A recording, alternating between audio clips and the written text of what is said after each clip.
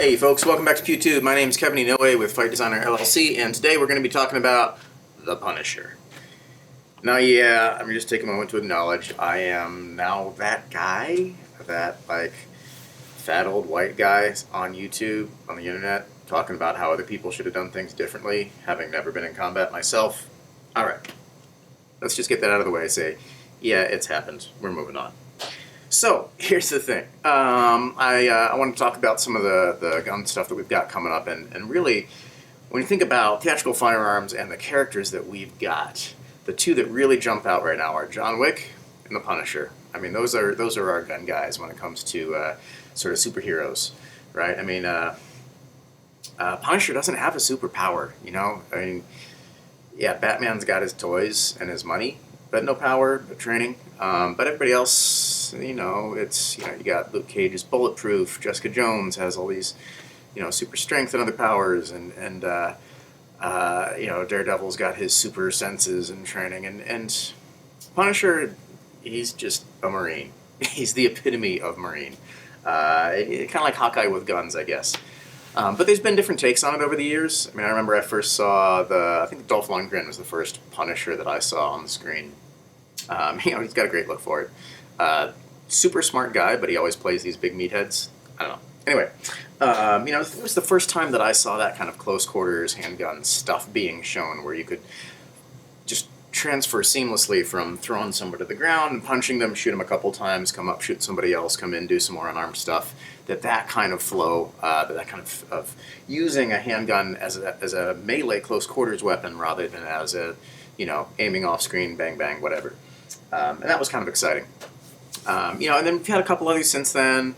The first of the more recent movies I was not as excited about. Punisher Warzone I actually did kind of like. That one got a little less publicity, but I kind of liked him. But there's a big difference in the character between the Frank Castle we see in Punisher Warzone and the Frank Castle that we see in the Netflix series.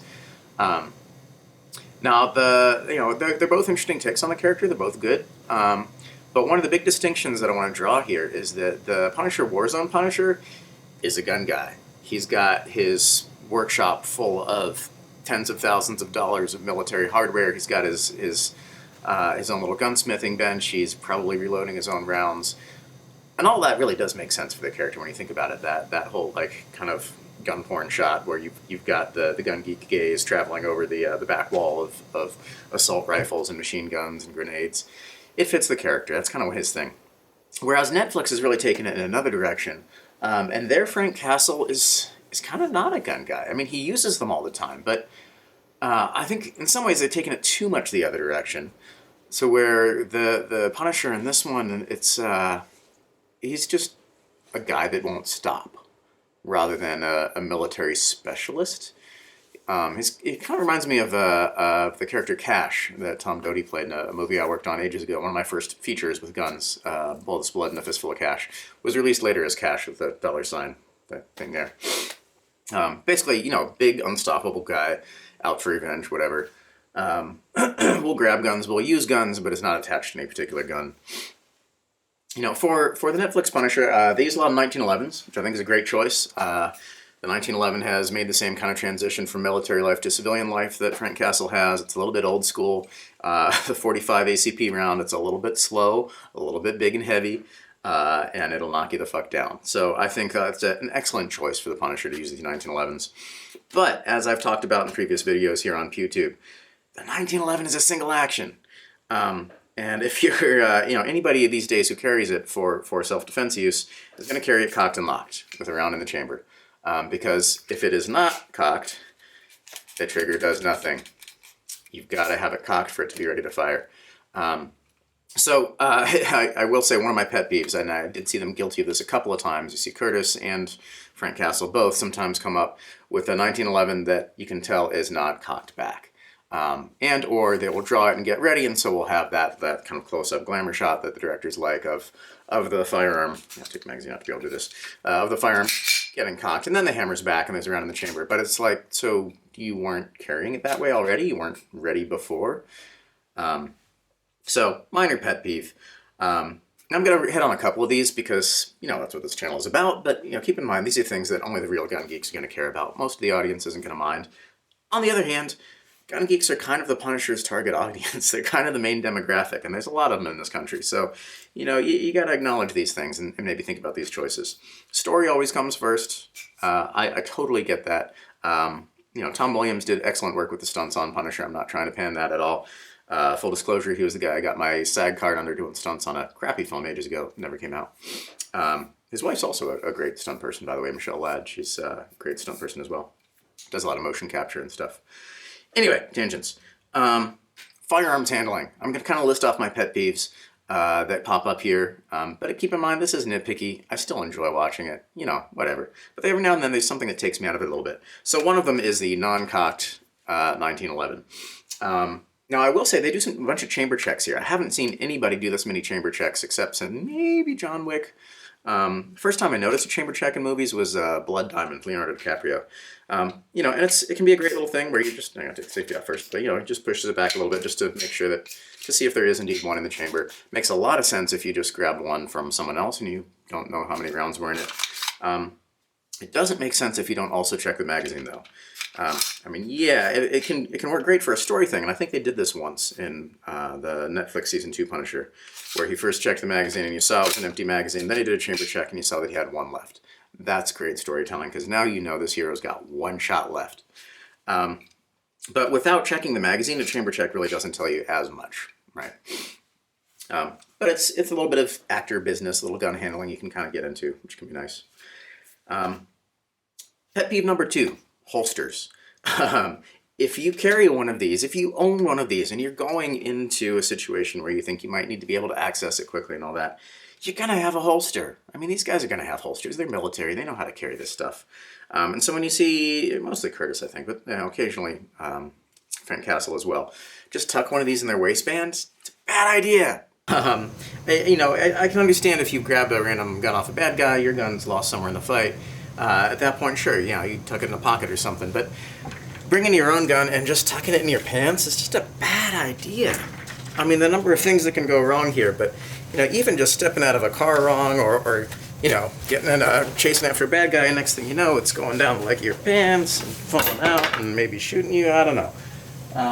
All kinds of bad things can happen there. So, that's one of my pet peeves there. Just wear a holster. It's not that hard. It'll take care of your props better. It'll make you look a lot more intelligent. But again, another thing that just the gun guys are going to care about, and, your average audience member probably will never notice or won't care. Pet peeve number 3, being prepared. I don't know if Frank Castle was ever a Boy Scout or not, but see, the one of the things that, Hollywood physics in movies comes up a number of ways, and one of them is the gun that never runs out of ammo. Now, their guns do run out of ammo in this, which is nice, but they never planned for that and actually pack extra magazines. And this was a weird thing to me, because reloads are a great way to show that somebody has the training. John Wick does a lot of that stuff. And even like Equilibrium, they kept the fantasy gun fu genre, but still made it a part of the story, that he's got the little, magazine up the sleeve, or the little weighted ones that sit on the ground so you can just slam down and do a super slick reload thing. Fit it within the world of the story you're telling. But you never see Castle or any of his buddies bringing extra magazines. It doesn't make sense to me. And sure, you can grab somebody else's gun and use that, but, search them for ammo too. There's times when he'll search a body and he'll take their gun, but he won't take any extra ammo, or he'll find other things and take that. There's one shot where he's using an AR-15 or an M4 that he took off somebody else in the last scene, and he does a magazine change, but you never saw him take the extra magazine from the other guy, or him carrying, where that extra, 20-round mil-spec mag came from. So there's a little weirdness to me also, not just in the gun in a holster, but using pouches and things like that. Punisher Warzone, they really gave him the full kit. He had the neck guard and everything else on his vest. The Netflix bulletproof vest that Frank Castle uses is just a vest. It doesn't have any kind of tack pouches or anything on it. They don't give him any of the thigh rigs or any of that kind of stuff. He uses jeans and work boots. It's an interesting stylistic choice, but you can still stick a magazine in your back pocket. Come on. When you're using a 1911, those things are single stack. They don't hold a lot of ammo. You're going to want to carry some extras. John Wick made that a plot point if he got the one magazine with 7 rounds for $7 million or whatever it was. And that was what he had to do his job with. So, plan ahead, bring ammo, And here's another thing, lights, right? You don't walk into a tactical situation completely unprepared when you've taken days to plan it. And they have Frank Castle do that with this warehouse thing where he's trying to take down Billy. Hopefully not too many spoilers here. I actually haven't gotten to the full end. But he's going into a warehouse at night to take on a bunch of military people. And he has one handgun and no flashlight. Like, they defeat him by turning off the lights and occasionally, like, flicking them on, and you know, they cut the crap out of him and stuff like that because he doesn't have a tac light? I mean, come on, this guy's a Marine. He's not going to go into a nighttime raid in a building with just a handgun and no light. That's just dumb. I mean, okay, yeah, the story, you had to create that situation. You could have found another way around that. You know, just little things like that bug me a little bit. I'm like, oh, come on, Frank wouldn't do that. It's weird how we as an audience member will sometimes get that sense of ownership over, like, that's not who I think he should be. You know, whatever. And then there's some of the normal movie physics, things like the double barrel sawed-off 12 gauge getting fired for the pistol grip by, you know, some probably like maybe 100-pound actress with kind of skinny wrists. And it doesn't kick at all. Like, and here's the thing about recoil. If you can fake it well, awesome. If you can find a way to fake it well, awesome. If you're pointing off screen, just have somebody come up and go bap on the barrel or yank a string on the back end or something. If you can't fake it well, okay, you might as well just not do it. It's like accents. If you can do a good accent and come across right, awesome. If you can't, yeah, better off not trying in the first place. So if those are their only two options, they probably made the right choice. But it is one of those things that periodically bugs me when I see, you know, Desert Eagles and 12-gauge sawed-off pistol shotguns with full-size shells, and it doesn't kick at all. I mean, yeah, come on, you can do a little better than that. Movie physics. It's a show, and it's one of those shows where you sometimes forget when it's specifically Punisher and not, you know, Defenders or him doing guest appearance on Daredevil or whatever. You sometimes forget it's a superhero show because they're not really bringing superpowers into it. And if it were a superhero show, I would be more forgiving of the physics spending.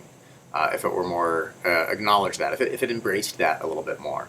But it seems like they're trying to create a very gritty, real world with real people, but then, yeah, falling into some of the normal traps about movie physics. Unlimited ammo and super strong wrists and all that other stuff that comes with that. But that said, it's a fun show. I certainly enjoy watching it, and you know, I'm a little sad that Netflix is canceling all of their Marvel stuff. We're losing the Defenders, we're losing Iron Fist, Luke Cage, Jessica Jones, and Punisher. Yeah, maybe they'll get bought up somewhere else. I don't know. We'll see. Because I think they've done some interesting things with the character. I think the conversations that have been had from the very beginning between Daredevil and the Punisher when he first came in there, of when is it right to just kill bad guys versus try to follow the system. You know, all this huge arc within Season 2 of what happens with Billy Russo from the end of Season 1. You know, of the what does it mean to kill and to be a killer, and what is that ever justified or not, and when and how, and what does that make you? You know, I think these are great questions to explore for a show like this. I think it's awesome they're taking that opportunity. So I'm a little sad that they're not going to get to keep going with that. And like I said, you know, minor gun geek kind of gripes that the backseat drivers like me can sit there and go like, wow, I wouldn't have done that. Yeah, okay. And it's entirely possible if I'd been gun wrangler on that set, I might have made a suggestion and been told, shut the fuck up, sit down. That's not what we're doing. The director wants this. And that's totally fine. You know, that's their choice. That's their prerogative. But you know, if and when the Punisher comes back to the screen, one of the things that I would love to see a little bit of a return to is the intentional tactical toolbox. You know, this is Batman's utility belt. You know, he's got all these cool things. As the Joker said, you know, back in my day of the Joker, you know, where does he get these wonderful toys? Right? There's kind of some element of that to Punisher, or there ought to be. You know, he's the one who's got, you know, the military hardware. Now, they don't always answer where he gets that. He's not rich. Some of it you can maybe take from people that he's beaten up. I don't know. But you know, that to me, that's such a part of the character. That turning him into just the unbeatable thug who will just keep going, rather than a tactician and a military expert, it robs us a little bit of one side of his character. So, you know, this is just one guy's vote, but I'd love to see some of that come back in the way that we had in Punisher Warzone, which I know they did some great training for that. They went through a lot of airsoft stuff and some live fire training. They had a great female director who's got experience as a stunt person on that one. I can't remember her name off the top of my head. So there's some I think a more informed audience that's coming out now, and we've got a lot of great stuff happening with the way that John Wick is influencing the industry and how we show theatrical firearms on screen. So I have high hopes that one way or another Punisher will be back, and he'll be fun to watch as he usually is. So may or may not be your cup of tea, but if it is, by all means check it out on Netflix while it's there before Disney buys it out and pulls the rights too much or something. I don't know. So, that's all I got for you today. As always, you can subscribe, like, comment, send me an email. If there's something you want to know, something you want to hear about, something you want to ask about, something you want to share, by all means, send it my way. And I'm happy to try and do what I can. This is Kevin Inoue from Fight Designer LLC. Thanks for watching.